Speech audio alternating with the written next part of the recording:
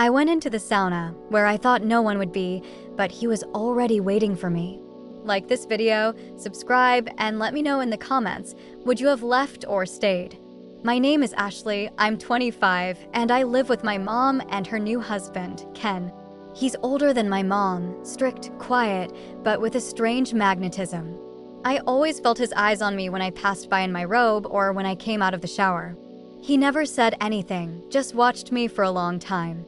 That day, Mom left to visit my grandma for a couple of days. I stayed behind, alone in the house, or almost alone. Ken was there too. He said he was going to the sauna to relax. I nodded and went to my room. An hour later, I decided to go in myself. I figured he must have already left. I threw on a towel, opened the door, and froze. He was sitting on the lower bench in just a towel, surrounded by steam. He looked at me calmly, as if he'd been expecting me. "What are you doing here?" he asked, without moving. I swallowed hard. "I thought you were already done." He smiled slightly. "Since you're here, come on in. There's plenty of room." I slowly stepped inside. My heart was pounding. I sat down across from him. The silence was almost unbearable. Sweat dripped down his body, and his gaze slowly moved over me.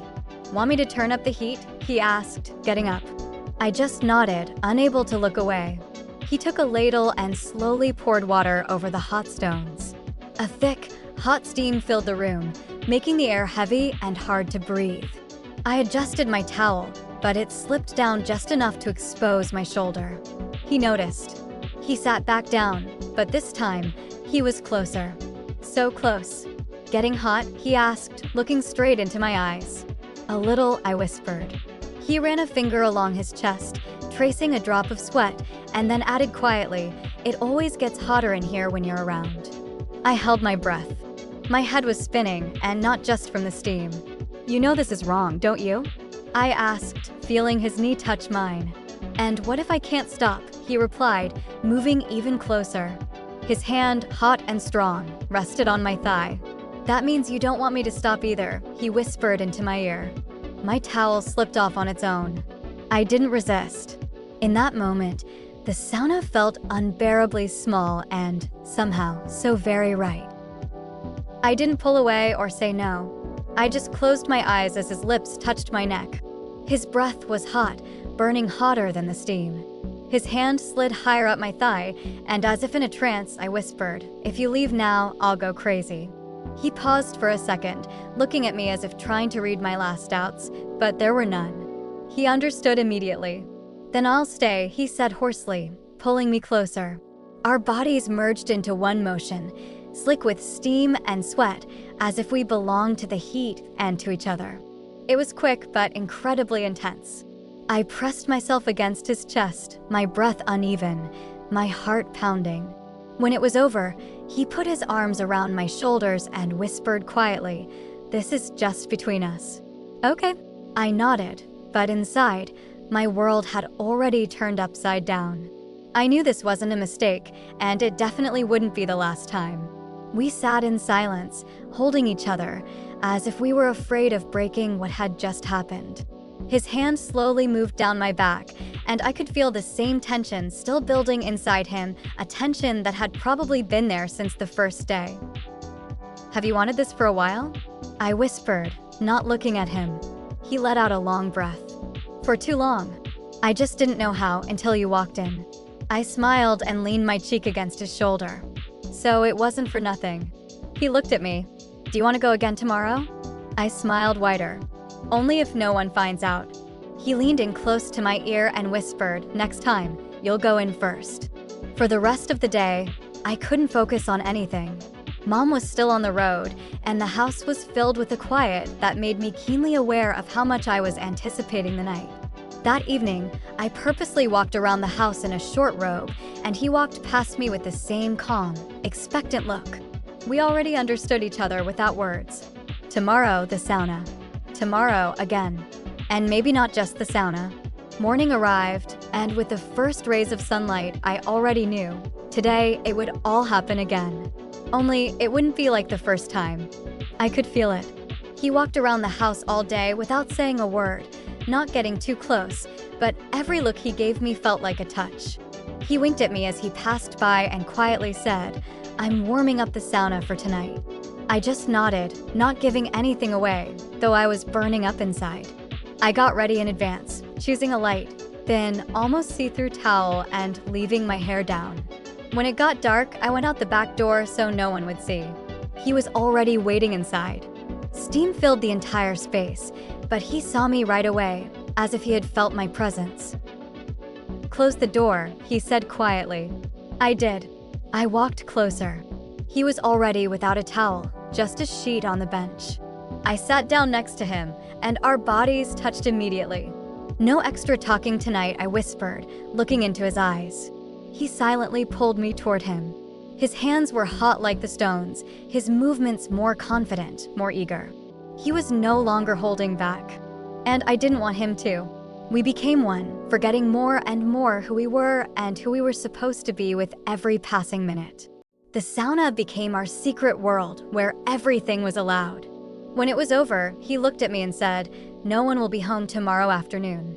Let's not wait for the evening." I smiled. "Just tell me when." 2:00, he answered, his gaze serious, but with that certain hint in his eyes that I could now read, the shadow of desire. I nodded without another word, slowly leaving the sauna, feeling his eyes on my back all the way to the door. I thought about tomorrow all night, with fragments of touches, words, and whispers swirling in my head. I couldn't sleep. At 2:00, I was ready ahead of time. I put on a dress with nothing underneath, just the way he liked it. I walked through the house lightly, quietly, past him. He was standing on the porch, pretending to smoke, but his eyes were fixed on me. "It's time," I whispered as I passed by. A few minutes later, he came into the sauna. I was already waiting for him, sitting on the top bench, with my legs crossed and my towel just barely covering me. He closed the door behind him, locked it, and climbed up to me. His hand rested on my thigh, then slid higher, and he whispered against my lips, "You're not leaving before I do today." I smiled and leaned into him. I wasn't planning on it. Everything was different this time. It wasn't rushed or secretive. It was confident and mature, as if we had belonged to each other for a long time. He knew where and how to touch me. I knew how to respond. We became a habit, a passion. We couldn't get enough of our sauna because it wasn't just desire anymore. It was addictive, dangerous, and sweet. When it was over, we sat for a long time in silence, holding each other. Our bodies were still radiating heat, and our minds were in a haze.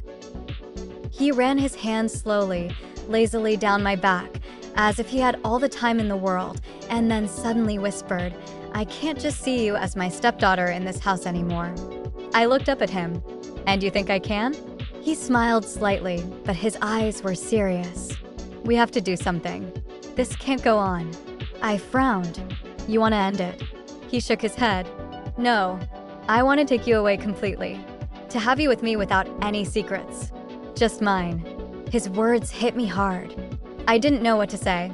Everything suddenly felt so real. It was no longer just about the steam, the passion, our bodies. He was looking at me not as a secret pleasure, but as the woman he had chosen for real. "What about Mom?" I whispered. He sighed, stood up, and turned to face me. "She senses it, but she's not saying anything. Maybe she's waiting for something, too. Are you sure?" He came closer, lifted my face by the chin, and said, "I'm only sure of one thing. I need you." He added, "If you say yes, we'll leave tomorrow if you want." I froze. My heart was pounding in my chest. I had to decide, should I stay in this sauna, in this secret, or walk out of it no longer a stepdaughter, but the woman for whom a man was ready to give up everything? And I already knew what I would choose. I stood up, not taking my eyes off him. My towel slipped from my shoulders, but I didn't care. I hadn't been playing a role in front of him for a long time. I walked right up to him, pressed myself against his chest, and whispered, "If you're really ready, take me." He hugged me tightly, as if he was afraid I would disappear, and quietly said, "Tomorrow morning, I'll take you away without a scene." No words. Just you and me. I nodded. We left the sauna late. It was already dark. A light was on in the house. Mom was sitting in the kitchen, scrolling on her phone. She looked at us, her gaze lingering, but she didn't say anything, just remarked, "Looks like you were in the sauna for a while." I smiled as if by accident. He just walked past, his fists clenched behind his back. The night was silent, but not peaceful. I replayed everything in my head 100 times. In the morning, just as the sun rose, he was already at the door with keys in his hand and a backpack on his shoulder. I came out of my room, dressed simply, without makeup, but my eyes were clear. "Ready?" he asked. "Yes," I replied. We opened the door, and just then, her voice came from the kitchen. I knew. He froze. I did too. We turned around. Mom was standing at the table with a cup of tea and said calmly, "If you really love her, take her. Just don't betray her later." I couldn't say a word.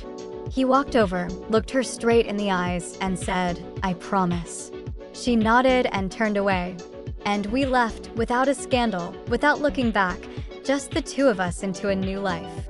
The sauna remained our beginning, and ahead of us was a future that could no longer be hidden. We drove in silence, but that silence held everything: freedom, excitement, a little fear, and a wild sense of relief. He held my hand tightly, not letting go for a second. Outside, fields and forests and other people's homes flew by, none of it mattering anymore. There was only us. He pulled the car over in front of a small, secluded house outside the city. It had a wooden sauna in the yard. I chuckled. "Even here, you can't be without one." He looked at me and said quietly, "It's where it all started." He added, "And that's where you were truly mine for the first time." That evening, he heated up the sauna, just like the very first time. But now, everything was different. There were no doubts, no hurry, no guilt. I walked inside in a short robe. He was already waiting with that look that said only one thing: "Now, you're only mine." I sat on his lap, wrapped my arms around him, and whispered into his ear, "So, should we continue?" Just like back then. He smiled, held me close, and replied, "No, not like back then. Now I'm not in a hurry. We have our whole lives ahead of us. And tonight, I'll show you what it means to belong to a man who no longer has to hide what he wants." And as the heat rose again, I knew in this sauna I was staying forever. Not as a stepdaughter, but as his woman.